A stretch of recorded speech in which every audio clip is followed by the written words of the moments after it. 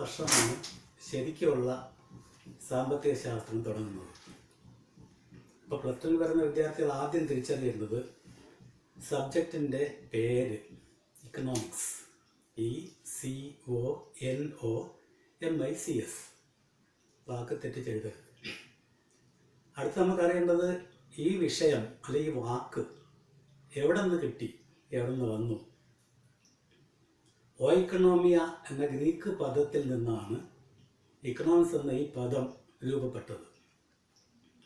ഓയിക്കണോമിയ spelling OIKONOMIA, ഇത് Greek വേർഡാണ്. ഈ വാക്കിൻ്റെ അർത്ഥം എന്ന് പറയുന്നത് ഗൃഹഭരണം. വാക്കിൻ്റെ അർത്ഥം ശരിക്കും ഗൃഹഭരണം. ഇംഗ്ലീഷിൽ house hold affairs, house hold എന്ന വാക്ക് ഒന്നിച്ച് ഉപയോഗിക്കണം, ഹൗസ് ഹോൾഡ് അഫയേഴ്സ്. അപ്പോൾ ഈ ടേമിന് ആദ്യം ഉപയോഗിച്ചത് ഒരു സിറ്റി സ്റ്റേറ്റിൻ്റെ ഭരണത്തിന് വേണ്ടിയാണ് ഉപയോഗിച്ചത്.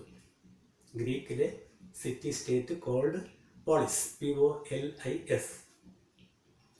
പോളിസിൻ്റെ മീനിങ് എന്താണെന്ന് കേട്ട് കഴിഞ്ഞാൽ സിറ്റി സ്റ്റേറ്റ്. അങ്ങനെ പൊളിറ്റിക്കൽ എക്കോണമി എന്ന പേര് ആദ്യമായിട്ട് നിലവിൽ വരുന്നു, പൊളിറ്റിക്കൽ ഇക്കോണമി. പിന്നീട് മാർഷലിൻ്റെ കാലം വരുമ്പോഴാണ് എക്കണോമിക്സ് എന്ന പേര് രൂപപ്പെട്ടു വരുന്നത്. അതിനുശേഷം എന്ത് പേരിൽ അറിയപ്പെടുന്നു? ഇക്കണോമിക്സ് എന്ന പേരിൽ അറിയപ്പെടുന്നു. അപ്പോൾ ഇതിനകത്ത് പ്രധാനമായിട്ട് എന്തെല്ലാം കാര്യങ്ങൾ കൈകാര്യം ചെയ്യുന്നു, ഇത് ആദ്യം നമ്മൾ തിരിച്ചറിയണം. ഒന്ന്, പ്രൊഡക്ഷൻ, ഉൽപാദനം. ഉൽപ്പാദിപ്പിച്ചു കഴിഞ്ഞാൽ അടുത്ത ജോലി എന്ന് പറയുന്നത് ഡിസ്ട്രിബ്യൂഷൻ, അത് വിതരണം ചെയ്യണം. മൂന്നാമത്തെ ജോലി എന്ന് പറയുന്നത് അത് എക്സ്ചേഞ്ച് ചെയ്യണം, വിനിമയം. അത് എന്താ പറയുന്നത്, ശരിക്കും മലയാളമാക്കുന്ന വിനിമയം ചെയ്യുക, വിനിമയം ചെയ്യും. അവസാനം വരുന്ന വാക്കാണ് ഉപഭോഗം, കൺസംഷൻ. അപ്പോൾ എക്കണോമിക്സ് പ്രധാനമായിട്ടും കൈകാര്യം ചെയ്യുന്നത് production, distribution, exchange and consumption. ഇത് കൂടാതെ വേറെ ഒരുപാട് കാര്യങ്ങൾ ഇത് കൈകാര്യം ചെയ്യുന്നുണ്ട്, വളരെ വളരെ പ്രധാനപ്പെട്ട ഒരുപാട് കാര്യങ്ങൾ. ബാങ്കിങ് കൈകാര്യം ചെയ്യുന്നുണ്ട്, ഇൻ്റർനാഷണൽ ട്രേഡ് അത് കൈകാര്യം ചെയ്യുന്നുണ്ട്, പബ്ലിക് ഫിനാൻസ് അത് കൈകാര്യം ചെയ്യുന്നുണ്ട്. പക്ഷെ ഇതൊക്കെയൊന്നും ഇപ്പോൾ നമ്മൾ പ്രാധാന്യം കൊടുക്കുന്നില്ല. പകരം പ്രൊഡക്ഷൻ, ഡിസ്ട്രിബ്യൂഷൻ, എക്സ്ചേഞ്ച്, കൺസംഷൻ തുടങ്ങിയവയ്ക്ക് മാത്രം നമ്മൾ പ്രാധാന്യം കൊടുക്കും. ഇനി ഏതൊരു വിഷയം പഠിക്കുമ്പോഴും നമ്മൾ ആദ്യം അതിൻ്റെ ഒരു ഡെഫിനിഷൻ കൊടുക്കണം, ഒരു നിർവചനം കൊടുക്കണം. എക്കണോമിക്സ് എന്ന് പറയുന്നത് ഒരു സയൻസ് അല്ല, മറിച്ച് ഒരു സോഷ്യൽ സയൻസ് ആണ്.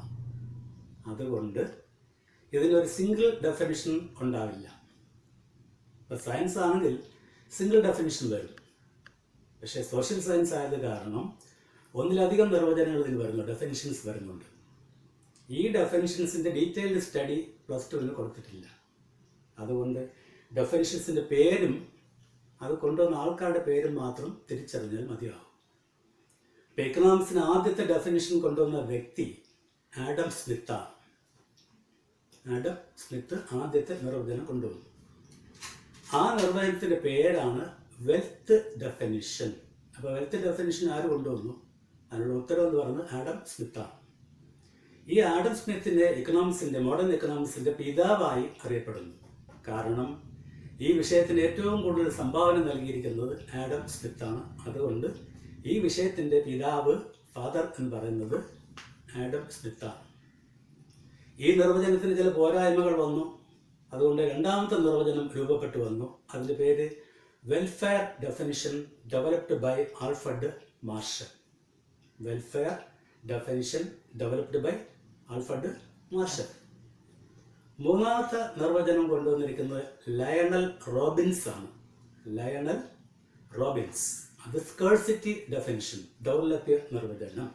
അപ്പോൾ മൂന്ന് നിർവചനത്തിൻ്റെ പേര് പറഞ്ഞു: wealth definition, welfare definition, scarcity definition.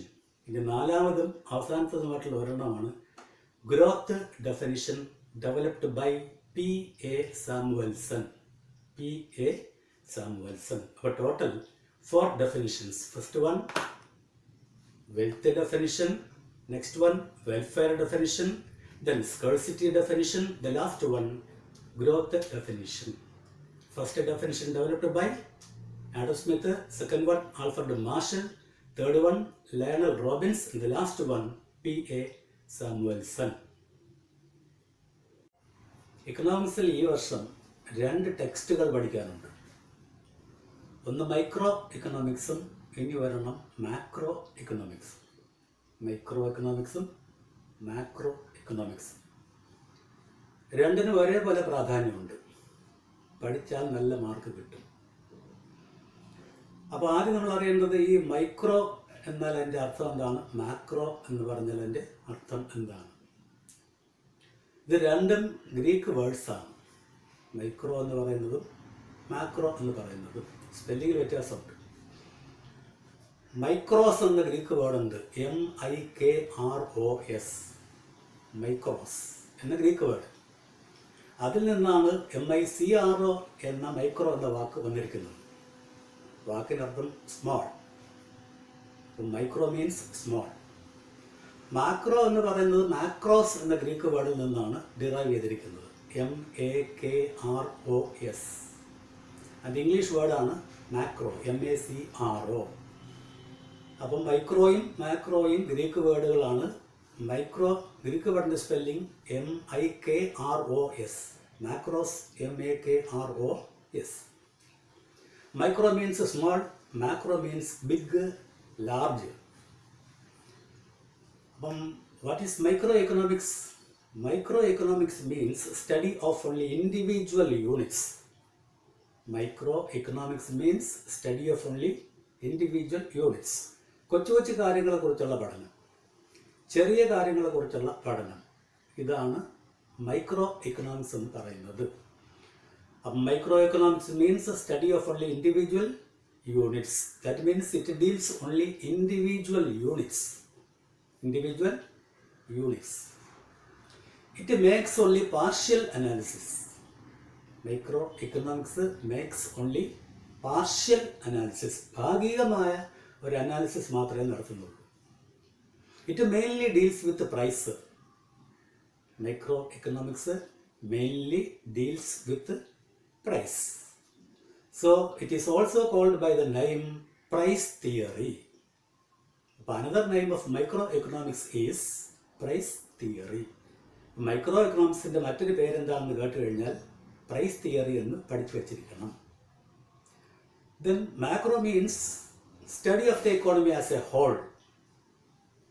Study of the economy as a whole. മൊത്തത്തിൽ സമ്പദ് വ്യവസ്ഥയെ മൊത്തത്തിൽ പഠന വിധേയമാക്കുക. അല്ലെങ്കിൽ study of large variables or study of big variables or study of aggregates. വലിയ വലിയ കാര്യങ്ങളെക്കുറിച്ച് പഠിക്കുക. ഈ വലിയ വലിയ കാര്യങ്ങൾ പരസ്പരം കണക്ട് ചെയ്ത് റിലേറ്റ് ചെയ്ത് പഠിക്കുക. അപ്പോൾ ആരൊക്കെ തമ്മിൽ വ്യത്യാസം വരും? there is difference between micro economics and macro economics.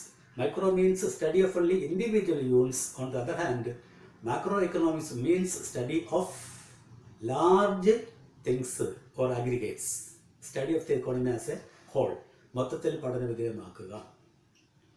അപ്പോൾ പരീക്ഷയ്ക്ക് ചില ടേംസ് തരും, തന്നിട്ട് അത് മൈക്രോ മാക്രോ എന്ന രീതിയിൽ ക്ലാസിഫൈ ചെയ്യാൻ ആവശ്യപ്പെടും. അതിലേക്ക് പോകുന്നതിന് മുമ്പ് മാക്രോ എക്കണോമിക്സ് പ്രധാനമായിട്ടും കൈകാര്യം ചെയ്യുന്നത് എന്തെന്ന് തിരിച്ചറിയണം. It makes general analysis.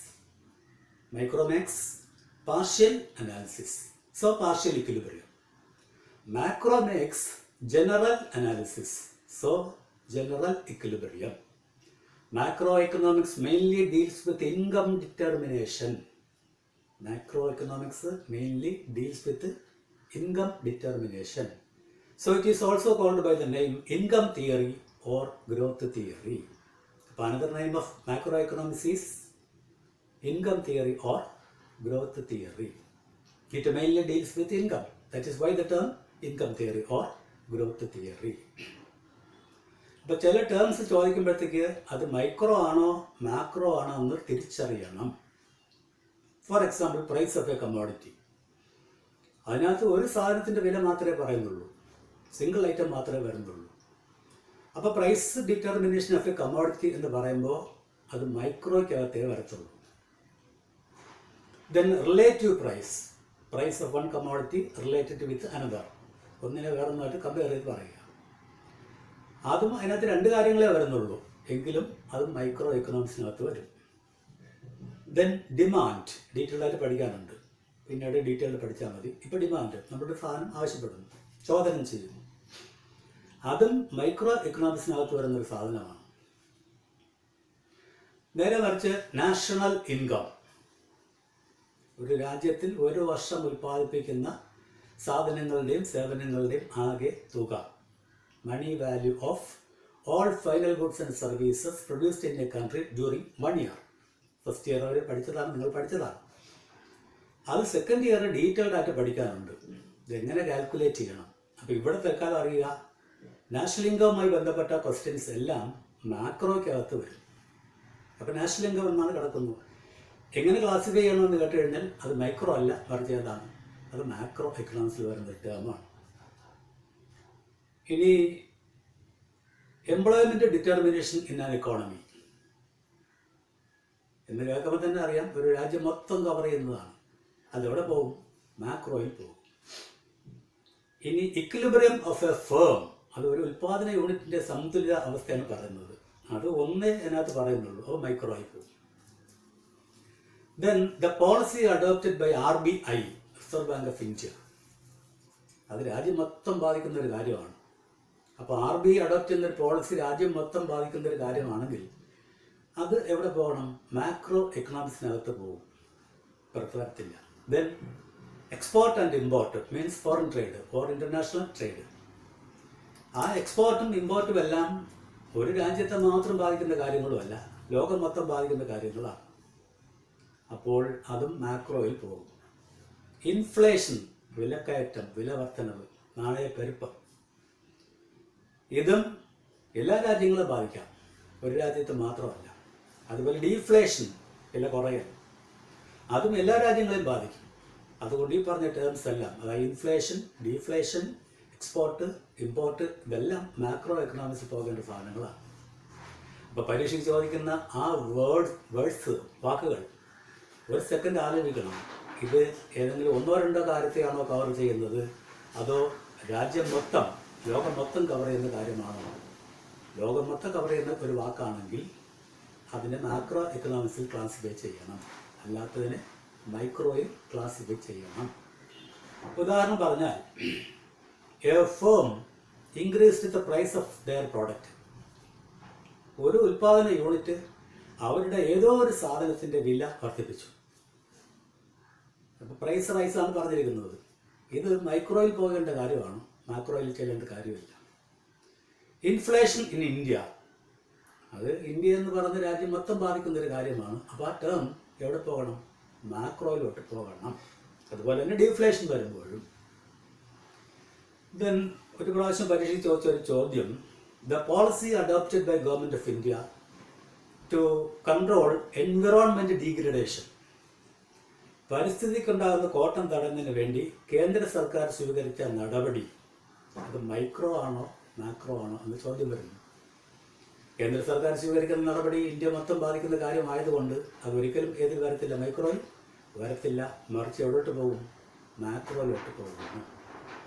ഇതാണ് ശരിക്കും മൈക്രോയും മാക്രോയും തമ്മിലുള്ള വ്യത്യാസം. അപ്പോൾ micro economics studies only individual units. On the other hand, macro economics studies the economy as a whole, or study of large variables, or the study of aggregates.